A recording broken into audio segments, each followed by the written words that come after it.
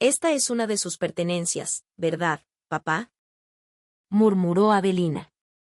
En ese momento, Esmeralda se detuvo frente al pequeño altar familiar. Tomó en sus manos el reloj de pulsera de Joaquín, una pieza invaluable no por su costo, sino por su historia.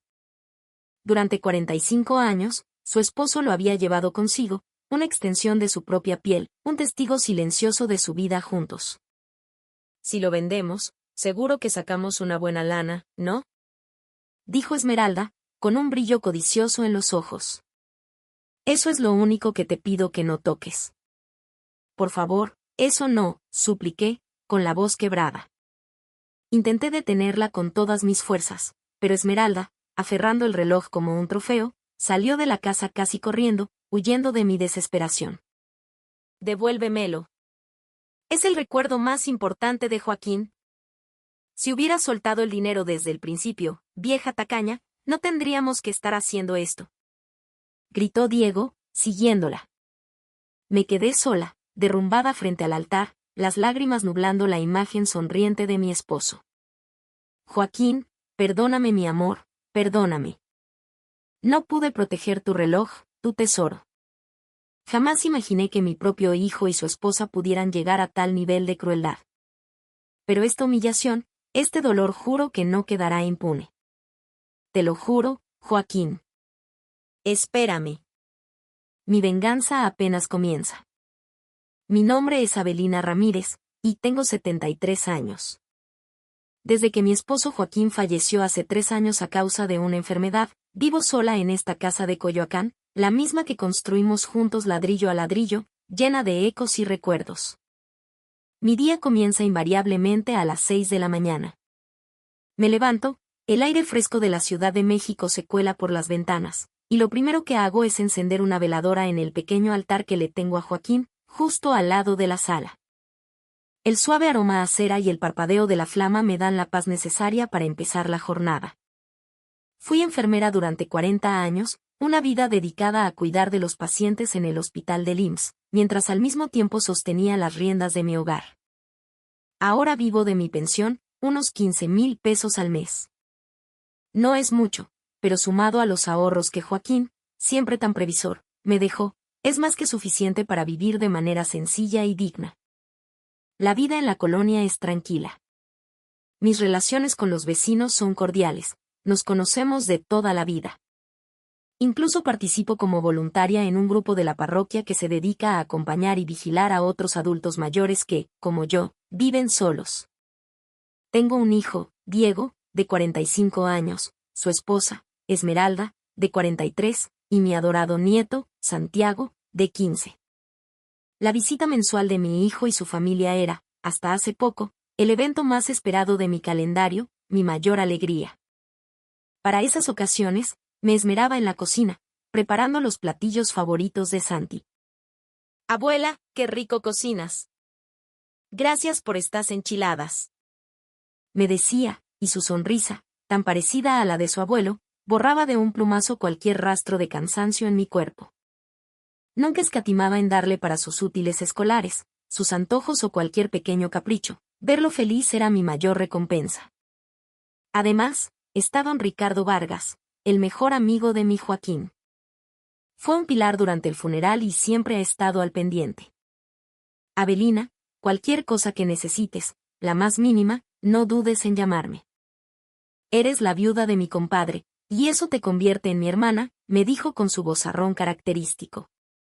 Es el dueño de una gran constructora, un hombre siempre ocupado, de esos que parecen mover los hilos del mundo con una simple llamada, pero su lealtad a la memoria de mi esposo es inquebrantable. Un día, esa rutina de paz se hizo añicos. Diego y su familia llegaron a mi casa sin avisar, en una fecha que no correspondía a su visita mensual. El rostro de mi hijo estaba pálido, casi cenizo. Esmeralda a su lado tenía una expresión grave, ensayada. Mamá, tenemos que hablar contigo. Es algo urgente, dijo Diego, evitando mi mirada. Mi corazón de madre sintió una punzada de alarma. ¿Qué pasa, hijo? Me están asustando. Es que nos metimos en una deuda muy grande, confesó, y las palabras parecieron rasparle la garganta al salir. ¿De cuánto estamos hablando? 8 millones de pesos. Sentí que el suelo se abría bajo mis pies, que el aire se volvía espeso y me ahogaba. 8 millones. La cifra rebotaba en mi cabeza como un eco monstruoso. Empecé con unas apuestas deportivas en el celular, luego me metí a unas partidas de cartas, continuó, la voz cada vez más baja. Y para cubrirlo, tuve que pedirle a unos prestamistas unos agiotistas. Esmeralda, con la voz temblorosa, añadió el golpe de gracia. Y ahora, con los intereses que cobran esa gente, la deuda ya supera los 10 millones de pesos. En ese instante, la expresión de Diego cambió. La vergüenza se evaporó y fue reemplazada por una dureza que nunca antes había visto en sus ojos. Eres mi madre, ¿no? Para eso están los padres, para sacar a los hijos de apuros. Puedes pagar esto sin problemas. Su tono se había vuelto exigente, casi agresivo. La transformación fue tan abrupta que me dejó sin aliento. Somos familia, Avelina. Es tu deber ayudarnos, secundó Esmeralda. Pero 10 millones de pesos es todo lo que Joaquín y yo ahorramos en una vida. ¿Y el futuro de Santiago? ¿Han pensado en él? Esmeralda se llevó las manos al rostro, sus sollozos parecían estudiados, una actuación para conmoverme. Sin embargo, a través de sus dedos, sus ojos me observaban, fríos y calculadores. Déjame pensarlo, necesito tiempo. Pensarlo. Explotó Diego, golpeando la mesa con el puño. ¿Qué carajos hay que pensar? Tu familia está en problemas, y tú quieres pensarlo. Ese día no llegamos a ninguna conclusión. Se fueron dejando tras de sí una atmósfera densa y venenosa. Ingenua de mí, no tenía idea de que ese era solo el primer capítulo de un infierno personal que estaban a punto de desatar sobre mí. A la mañana siguiente, tras una noche de insomnio y angustia, reuní el valor necesario y llamé a mi hijo. Diego, soy yo. Sobre lo de ayer. Mamá. ¿Ya lo decidiste? ¿Nos vas a ayudar? Su voz sonaba ansiosa, expectante. Hijo, es una cantidad demasiado grande. Mis ahorros no alcanzan. ¿Qué estás diciendo? Gritó desde el otro lado de la línea. Eres mi madre, carajo. Es tu obligación. Su furia me golpeó como una bofetada. Parecía un completo desconocido, un monstruo que había suplantado a mi hijo. Pero es el dinero para mi vejez, para mis cuidados. Mamá, por favor. Todavía estás fuerte, ¿no? Además, tienes tu pensión. La pensión apenas me alcanza para vivir, Diego. No puedo quedarme sin nada. No seas exagerada.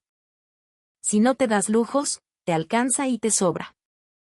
¿Lo más importante ahora es salvar a tu hijo, o es que no lo entiendes? Mi mano, sosteniendo el teléfono, comenzó a temblar. No podía creer el egoísmo, la crueldad en sus palabras. ¿Y si les doy un poco cada mes? ¿No podría ayudar así?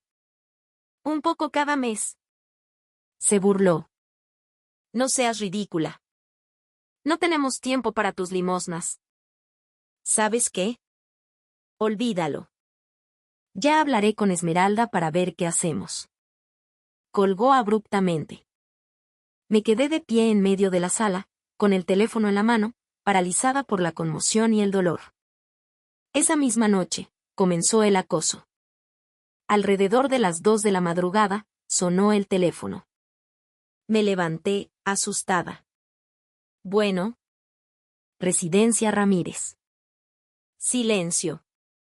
Un silencio absoluto, pesado, que se sentía cargado de malicia. Esperé, pero del otro lado solo se escuchaba una respiración contenida. Una llamada muda en plena noche. Sentí un escalofrío recorrer mi espalda. Al día siguiente, a la misma hora, de nuevo el teléfono. Y al tercero, y al cuarto. Las noches se convirtieron en una tortura de interrupciones y miedo. El insomnio comenzó a minar mi salud. Una mañana, al abrir la puerta para recoger el periódico, me encontré con un grafiti en la fachada. Con pintura roja, En letras grandes y torpes, alguien había escrito: «Muérete, vieja». El corazón me dio un vuelco. ¿Y si algún vecino lo veía? La vergüenza era tan grande que me impedía salir. Me puse a limpiarlo frenéticamente, tallando con toda mi fuerza, pero la mancha rojiza, como una herida, se negó a desaparecer por completo. El buzón también fue objeto de su maldad. Lo encontré atiborrado de basura, restos de comida y pañuelos usados. ¿Quién podía hacer algo tan despreciable? Solo había 2 sospechosos, pero mi corazón se negaba a aceptarlo. Mi propio hijo. Unos días después, doña Elvira, mi vecina de enfrente, me interceptó en la calle. «Avelina, qué milagro. Oye, vi que tu hijo vino el otro día». «Sí, de vez en cuando viene a verme», respondí, tratando de sonar natural.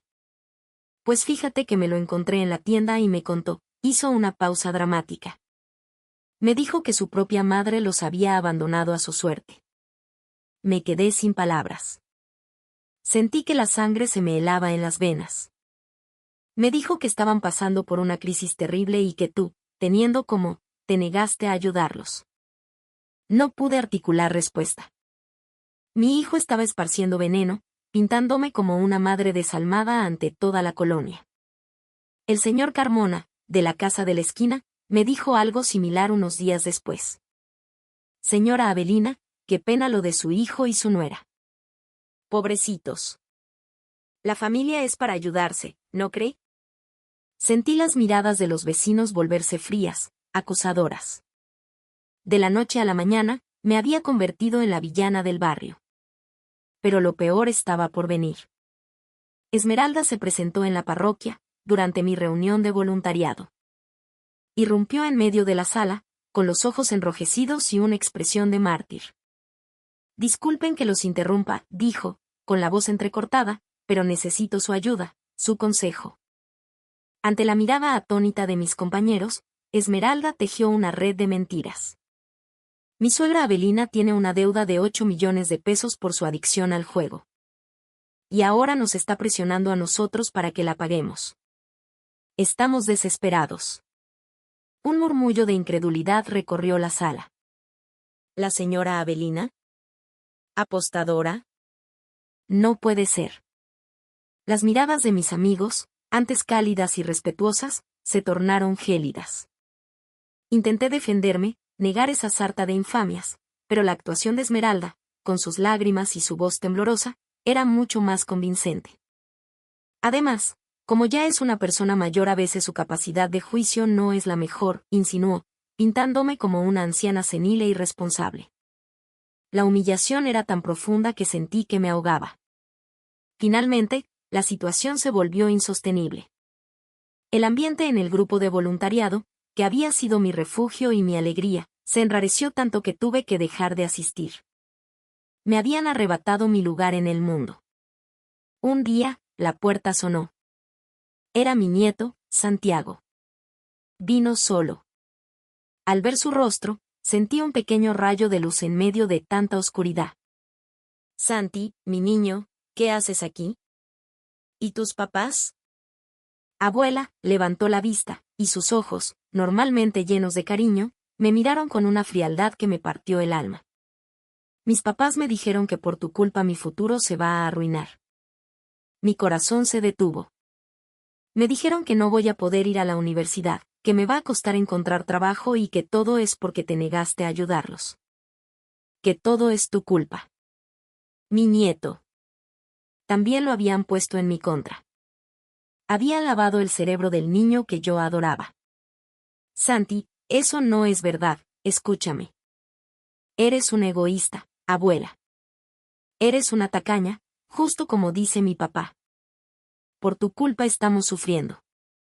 La mirada de desprecio de Santiago fue el golpe más duro de todos. Había perdido mi última esperanza. Mi único rayo de sol se había convertido en un enemigo más. Días después, Esmeralda irrumpió en mi casa hecha una furia. Su máscara de mujer refinada y educada había desaparecido por completo. «¿Tienes idea de todo lo que estamos sufriendo por tu culpa, vieja miserable?», gritó, con el rostro descompuesto por la rabia. Esmeralda, por favor, cálmate. Que me calme. 8 millones de pesos no es tanto para ti. Tú, que te la pasas cobrando la pensión de mi suegro sin hacer nada. De repente, comenzó a registrar la casa frenéticamente, abriendo cajones, tirando cosas al suelo. ¿Dónde escondes las cosas de valor? ¿Las joyas? ¿Las escrituras? No puedes hacer eso. Es mi casa. No me vengas con esas. Somos familia, tenemos derecho. Diego entró detrás de ella y se unió al saqueo. Registraron mi habitación, el armario, buscando cualquier cosa que pudieran vender. Con la pensión ya tienes suficiente, mamá. Es un lujo para una vieja como tú. Dánoslo todo. Es mi pensión, Diego.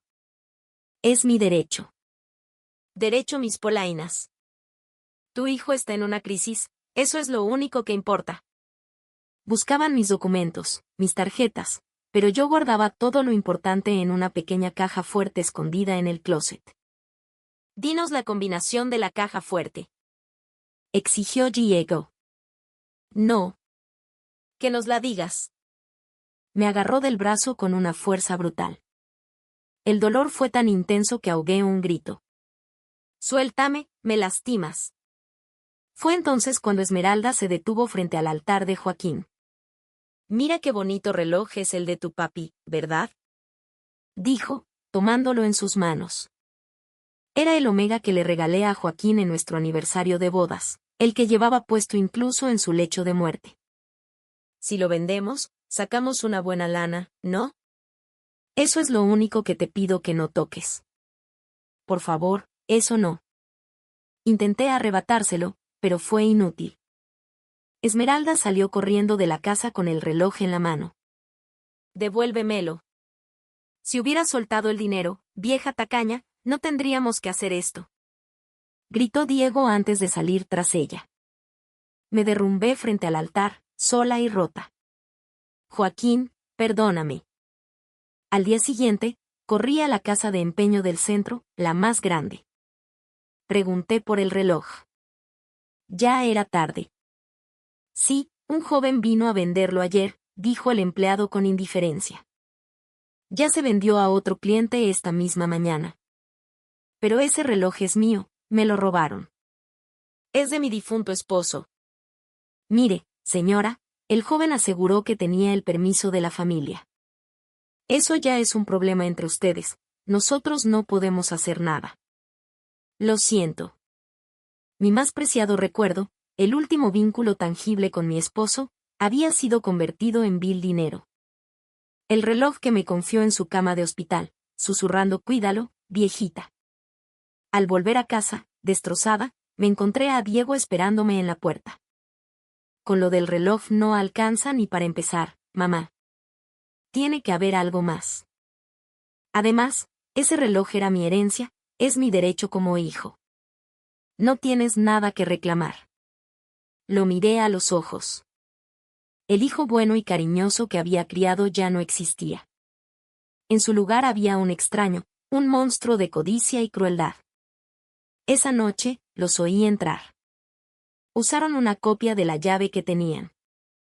Subí sigilosamente al segundo piso y los observé desde lo alto de la escalera. Total, ya está vieja. De todas formas se va a morir pronto. Mejor que nos dé todo de una vez, susurró Diego. Sí, ya es un estorbo. Si se muriera ya, todo esto sería nuestro, respondió Esmeralda. Sentí que mi propio cuerpo me traicionaba. Un temblor incontrolable se apoderó de mí. Las palabras de mi propio hijo, deseando mi muerte, eran más afiladas que cualquier cuchillo. Y mira esto. Ponerle flores y veladoras al altar. ¡Qué desperdicio de dinero!, dijo Esmeralda, y de un manotazo, tiró al suelo las flores y apagó la veladora. Los muertos no necesitan nada. Muérete ya y déjanos la herencia, vieja avara.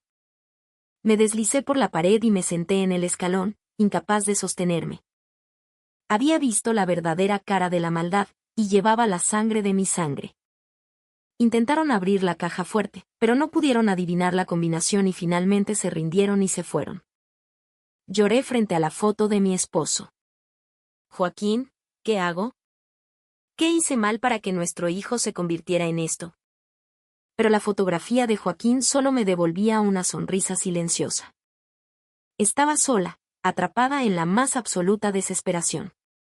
Marginada por mis vecinos, expulsada de mi grupo de voluntarios, tratada como un cajero automático por mi hijo y odiada por mi nieto. Nunca, a mis 73 años, imaginé que la vida pudiera depararme tanto dolor. Estuve a punto de rendirme muchas veces. Quizás si les daba los 10 millones de pesos, esta tortura terminaría. Pero ese dinero era el fruto del trabajo de toda una vida con Joaquín. No podía entregárselo a esos buitres. Así que soporté, día tras día, el acoso y la humillación. Pero sentía que mis fuerzas, físicas y mentales, estaban llegando a su límite. ¿Estaba condenada a pasar mis últimos años a merced de ellos, en la miseria? ¿Mi único camino era la rendición? En el abismo de la desesperación, no podía imaginar que una luz de esperanza aún me aguardaba. Joaquín no solo me había dejado dinero. 3 semanas después del inicio del acoso, una noche, mientras ordenaba unos papeles viejos de Joaquín, mi espíritu estaba completamente quebrado. Estaba a punto de llamar a Diego y decirle que le daría el dinero. Abrí un cajón de su escritorio y encontré una vieja agenda de teléfonos. En sus páginas amarillentas estaban los nombres y números de sus amigos más cercanos. Y allí, escrito con la caligrafía firme de mi esposo, estaba el nombre de Ricardo Vargas. Recordé sus palabras en el funeral: Avelina, cualquier cosa, llámame. Pero me daba vergüenza molestarlo con mis problemas.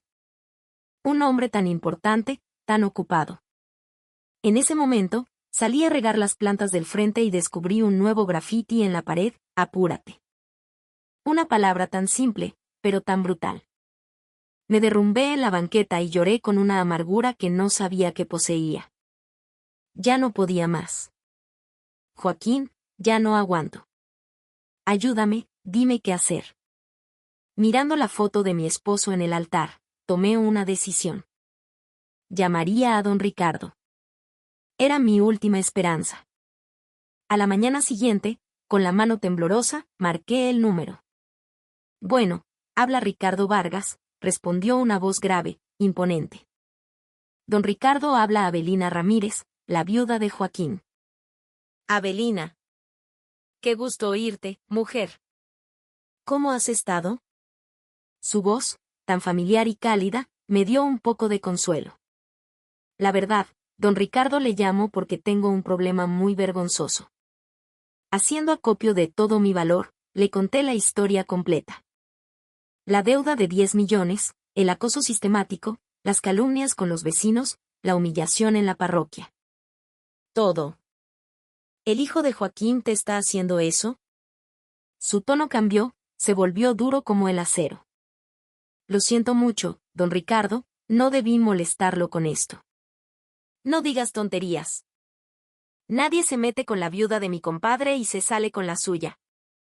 Ese cabrón me va a oír. La furia de don Ricardo era palpable a través del teléfono. La gente de ahora ya no respeta nada. Tú no te preocupes, Avelina. Déjamelo a mí. Voy para allá ahora mismo. Pero no quiero causarle problemas. ¿Problemas? ¿Qué problemas ni qué nada? Joaquín me salvó el pellejo más veces de las que puedo contar. Devolverle el favor cuidando de ti es lo mínimo que puedo hacer. Las palabras de don Ricardo me hicieron llorar, pero esta vez eran lágrimas de alivio. Saber que no estaba sola, que alguien tan poderoso estaba de mi lado, era como un bálsamo. Oye, Avelina, ¿tienes pruebas de todo esto? ¿Fotos del acoso, grabaciones? Afortunadamente, mi disciplina de enfermera me había enseñado a documentarlo todo. Sí, he tomado fotos de todo y grabé algunas de sus amenazas. Perfecto. Eres más lista que un coyote. Con eso tenemos más que suficiente. Don Ricardo me pidió la dirección de Diego y me dijo que iría a visitarlos esa misma tarde. pero por favor, no vaya a usar la violencia. Tranquila, Avelina. No te preocupes. Vamos a arreglar esto como se debe, con mano firme pero con clase. Esa tarde, don Ricardo, acompañado de 5 hombres jóvenes, de aspecto serio y vestidos impecablemente, se dirigió a la casa de mi hijo. Yo esperaba en mi casa, con el corazón en un puño. Más tarde, Ricardo me contó con lujo de detalles cómo fue la escena. Cuando Diego y Esmeralda abrieron la puerta y vieron a don Ricardo flanqueado por sus hombres, sus rostros se volvieron blancos como el papel. Buenas tardes. Soy Ricardo Vargas, del Grupo Constructor Vargas. Tenemos que hablar. ¿Nos permiten pasar?, dijo Ricardo, con una cortesía que resultaba más intimidante que cualquier grito. La palabra grupo hizo que la pareja temblara. Una vez en la sala, don Ricardo les ordenó sentarse. Primero, de rodillas. Vamos a hablar después de que muestren un poco de respeto. Don Ricardo, ¿a qué se debe el honor?, balbuceó Diego, con la voz quebrada por el miedo. ¿Honor? Hablemos de lo que le han hecho a Avelina, dijo Ricardo, con una voz baja y cargada de ira. ¿Creen que pueden exigirle 10 millones de pesos y, cuando se niega, empezar a torturarla? Ricardo, con una calma aterradora, fue enumerando cada una de sus fechorías. Las llamadas de madrugada. El grafiti en su puerta. Las mentiras que esparcieron por toda la colonia. La farsa que montaste en su grupo de voluntarios. Y robar el reloj de tu propio padre, un recuerdo sagrado, para venderlo por unas cuantas monedas. ¿Así es como un hijo honra a su familia? Diego no podía decir nada. Esmeralda, a su lado, temblaba con la cabeza gacha. Llamarla vieja avara y desearle la muerte. ¿Qué clase de monstruos le dicen eso a la mujer que les dio la vida? Y profanar el altar de Joaquín, diciendo que se muera para dejarles la herencia. ¿Sabes lo que tu padre pensaría si escuchara eso? La furia contenida en la voz de Ricardo los tenía completamente paralizados. Perdónenos, por favor. Lo sentimos mucho, suplicaron ambos, postrados en el suelo. ¿Qué lo sienten? ¿Y creen que con eso se arregla todo? Ricardo se levantó y los miró desde arriba. Joaquín y yo éramos como hermanos. ¿De verdad pensaron que me iba a quedar de brazos cruzados mientras ustedes destruían a su viuda? Por favor, don Ricardo, perdónenos. No sean ingenuos, Ricardo se sentó de nuevo. La deuda que tenían con esos agiotistas ya no existe. La compré yo. Los rostros de Diego y Esmeralda pasaron del blanco al color de la cera. Ahora me deben a mí los 10 millones de pesos. Y mis condiciones son un poco diferentes. Pero no podemos pagar esa cantidad. Si no les gusta, los devuelvo con los prestamistas originales. Créanme, sus métodos de cobranza son mucho menos civilizados que los míos. No, por favor. Haremos lo que usted diga. A partir de mañana, van a trabajar en una de mis fábricas en las afueras de la ciudad. El turno es de 6 de la mañana a 10 de la noche. Un día de descanso al mes. Si no les parece, la otra opción sigue disponible. Ya no tenían elección. El sueldo combinado de ambos será de 30,000 pesos al mes. De ahí, descontaremos sus gastos de vivienda y comida. El resto, 15,000 pesos, se irá directo al pago de la deuda. Pero con 15,000 pesos solo alcanzaremos a cubrir los intereses. El interés lo decido yo. Será del 5% anual.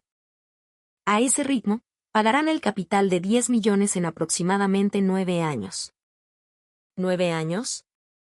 ¿Tienen alguna queja?, preguntó Ricardo, levantando una ceja. No, ninguna. Gracias, don Ricardo. Antes de irse, Ricardo les dio la última advertencia. No se volverán a acercar a Avelina. Ni una llamada, ni un mensaje, nada. Si rompen esta regla, sabrán por qué la gente me respeta tanto. ¿Entendido? Sí, señor. Se lo prometemos. Y una cosa más. El niño no tiene la culpa de nada. La colegiatura de Santiago la pagaré yo. Aparte, mi hijo y mi nuera, todavía de rodillas, aceptaron cada una de las condiciones. Una hora después, sonó mi teléfono. Avelina. Asunto arreglado. Don Ricardo, no sé cómo agradecerle. Hizo tanto por mí. Hice lo que tenía que hacer por mi compadre. Oye, tengo algo importante que decirte. El reloj de Joaquín lo recuperé. Rompí a llorar al otro lado de la línea. ¿De verdad? Hablé con el dueño de la casa de empeño. Localizó al cliente y se lo compré de vuelta, pagando un buen extra. Voy para tu casa a llevártelo. 30 minutos después, don Ricardo estaba en mi sala. En sus manos traía una pequeña caja de terciopelo. Avelina, esto es tuyo. La abrí. Allí estaba. El reloj de mi Joaquín. Las lágrimas me impedían verlo con claridad. Era muy importante para él, ¿verdad? Recuerdo vérselo puesto siempre. Gracias, don Ricardo. No hay palabras para expresar mi gratitud. No hay nada que agradecer. Proteger a la viuda de Joaquín es mi deber. Abracé la caja contra mi pecho. Casi podía sentir el calor de la muñeca de mi esposo, como si aún estuviera tibio. Don Ricardo, usted es mi ángel guardián. Y tú, Avelina, eres un tesoro que me dejó mi compadre. Me alegro de haberte encontrado de nuevo. Al día siguiente, Diego y Esmeralda se presentaron en mi casa. Era una visita de disculpa. Mamá, de verdad, perdónanos por todo, dijeron, postrándose a mis pies. Su actitud era la antítesis de la arrogancia de los días anteriores. Le prometimos a don Ricardo que no volveríamos a acercarnos a ti. La voz de Esmeralda temblaba. Era evidente que habían pasado un miedo atroz. Ahora les esperaban 9 años de trabajo forzado para pagar su deuda. Mamá, por favor, ¿podrías decirle que nos perdone? ¿Que nos dé otra oportunidad? Los miré desde mi silla. Las mismas personas que me habían llamado vieja avara y deseado la muerte, ahora temblaban a mis pies. Es demasiado tarde, dije, con una calma que no sabía que poseía. Lo que me hicieron no tiene perdón. Además, ustedes pidieron ese dinero. Ahora trabajen duro y páguenlo. Mamá, por favor. Una oportunidad. ¿Oportunidad? La oportunidad se acabó el día que vendieron el reloj de su padre. El rostro de Diego se desfiguró por la desesperación. Ustedes esparcieron mentiras sobre mí, destruyeron mi reputación, me aislaron. La confianza está rota para siempre. Ahora, cumplan con las órdenes de don Ricardo y paguen lo que deben. No pudieron replicar. Después de eso, comenzaron su nueva vida en la fábrica. Un trabajo agotador, de sol a sol, sin apenas descanso. El sueldo, apenas suficiente para sobrevivir y abonar una mínima parte a su deuda monumental. Para ellos, que soñaban con una vida de lujos, era un infierno en la tierra.